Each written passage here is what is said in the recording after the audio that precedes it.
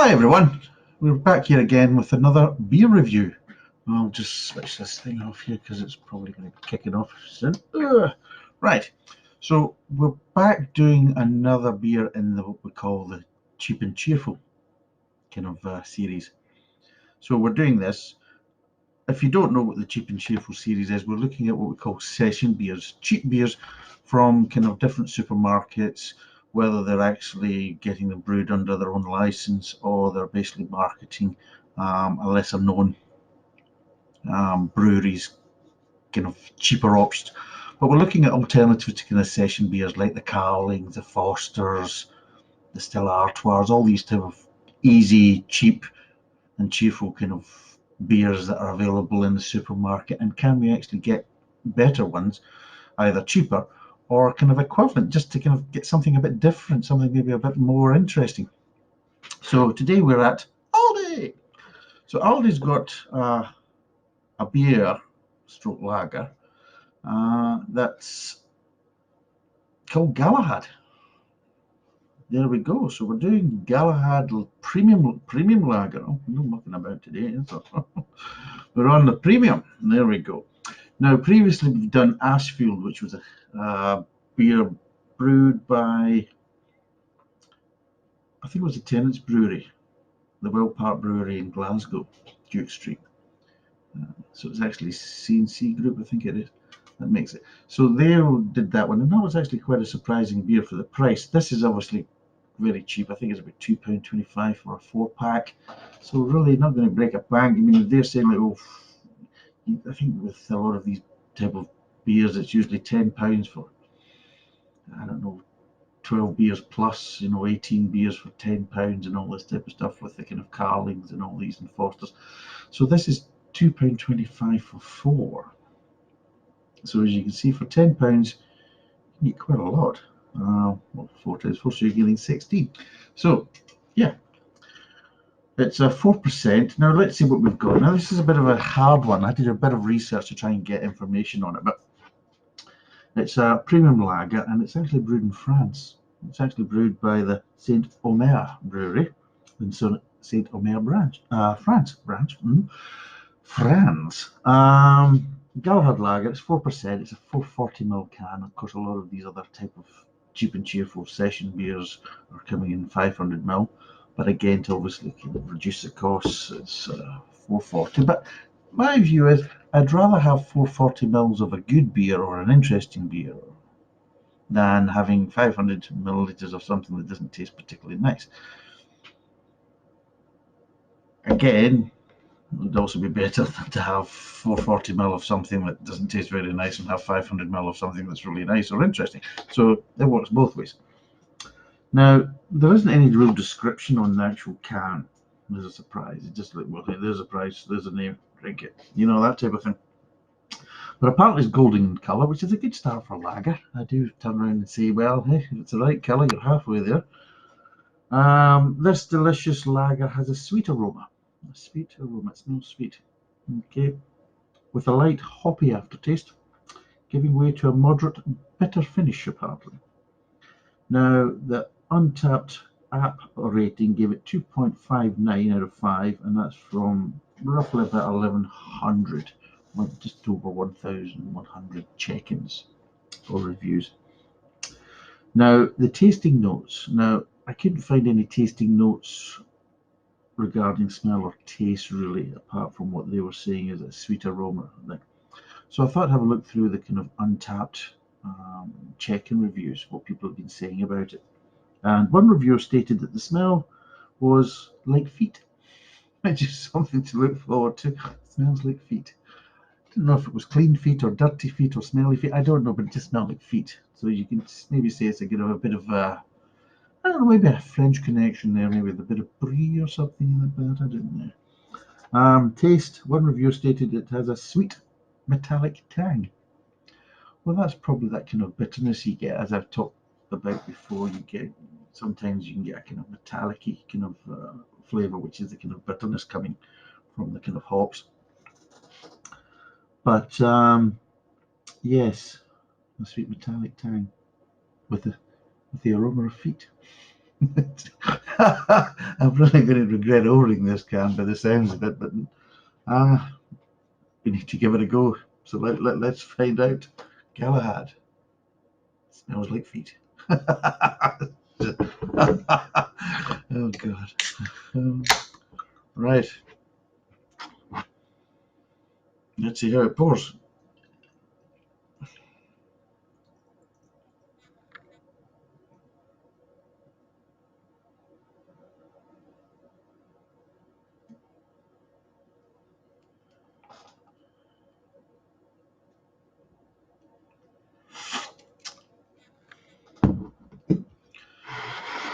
Right, there we go. As you can see, it's kind of a golden.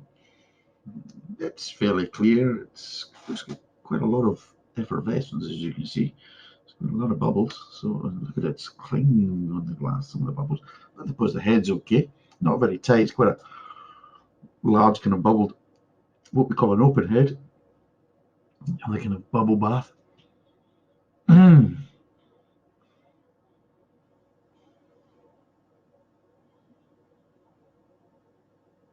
I don't know if it smells like fake. I'm not really getting that much of a smell.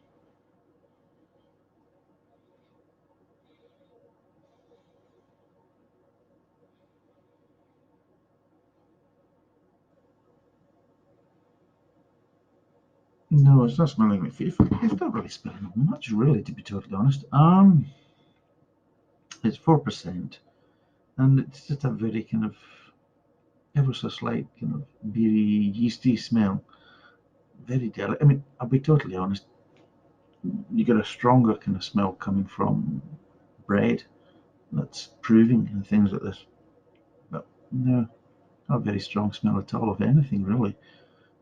Like you say, a very small hint of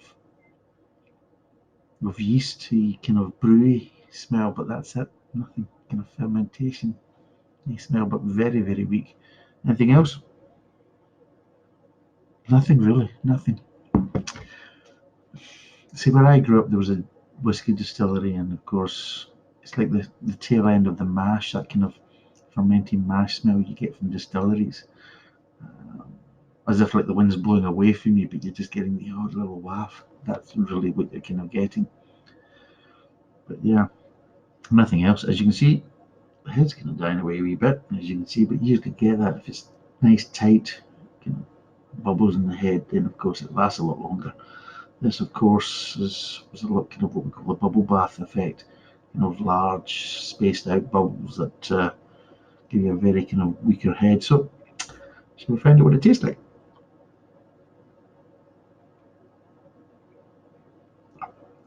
In the name of God.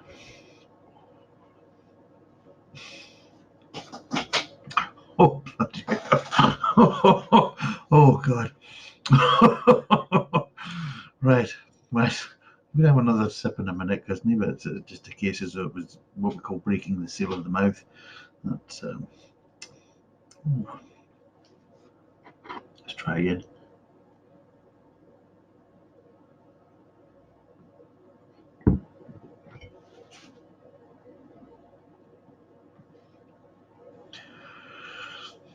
Oh,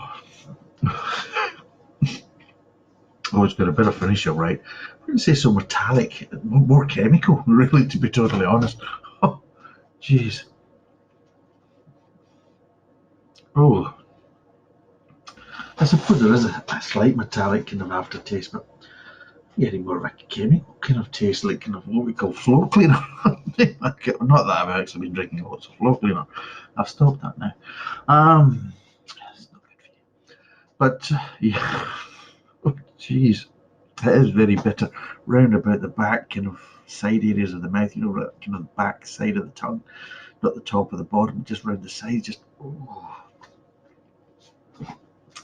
Well, for £2.25 for four, I would say, oh, name of God, I would say maybe a bit too expensive. You really would be. It's a waste of a good glass of water, as you would say. You don't make it better, you made it worse. Oh, God. Now, I understand that these things are made to a price point. I can understand not everybody can afford to drink or premium beers regular and things like this. I understand that. I have no problem with that, and I agree with that. I mean, I have good, cheap, and cheerful beers in my stock just as much as I have the premium stuff. And yeah, sometimes you want something just to quench your thirst. It's a hot day, you just want something just to kind of quench your thirst, something that's just kind of refreshing. But this isn't it. I mean,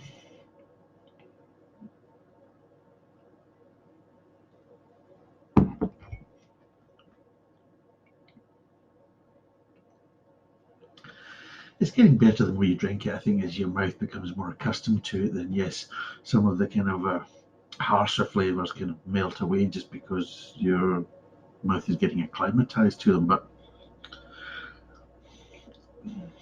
it's ever so slightly what we call soily or earthy aftertaste on the real back of the tongue.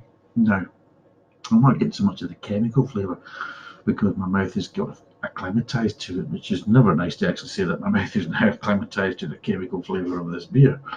But yeah, you are getting a kind of earthy, kind of soily aftertaste really on the back of the tongue, top, back of the tongue.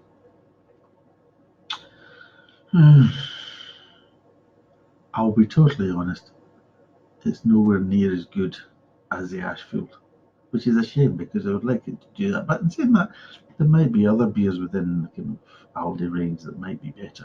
That we will try. Of course, we're going to be trying them all as much as possible. But yeah,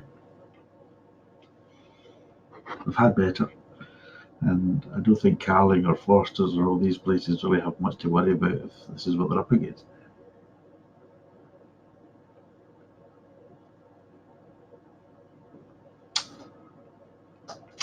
It's not too bad. I mean, seriously, as I'm getting more used to it, it's not so bad. It's not the worst beer in the world, definitely. It's not. It was quite offensive to start with, but it's not as offensive now. Seriously, it's not. So I'm going to be fair about it. I can drink it easier now. It's not having the same effect as the first two sips I had. But it's giving me a 2.59. Would I give it a 2.59? Because I gave the Ashfield one up there, which is done by Tesco's. I gave that a 2.5, and it was a good 2.5. I could have got 2.5 easily every day of the week, no problem at all. This, I don't think I can give it a 2.5.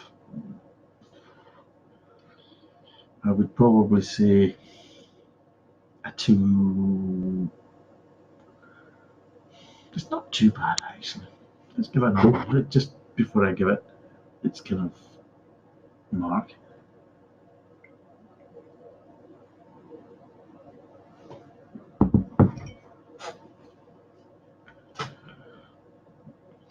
It's quite gassy, by the way. Oof. Oof.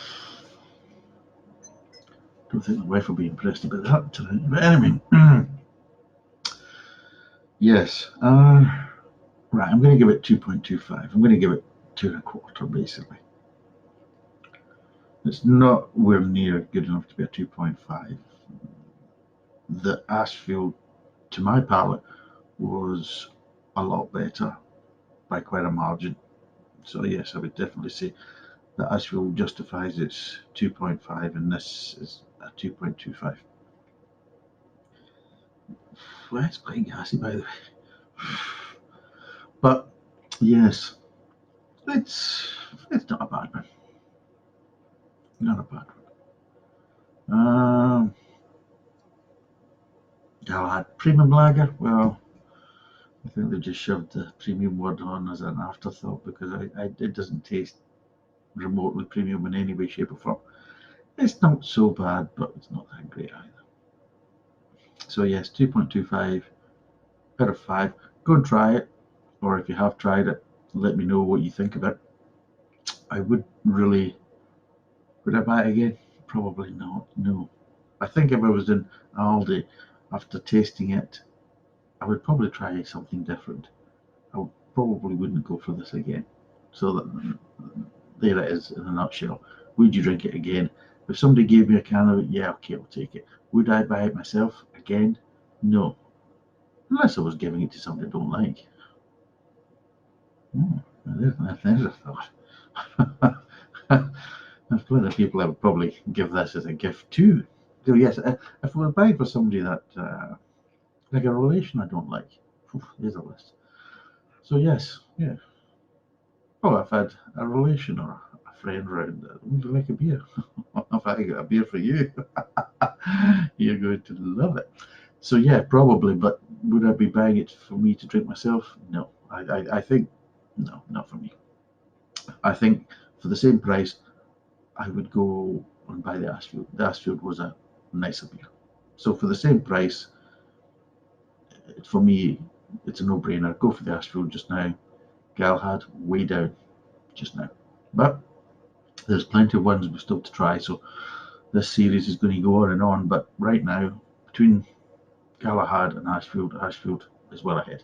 So I think that's it for today. So thanks for watching and cheers.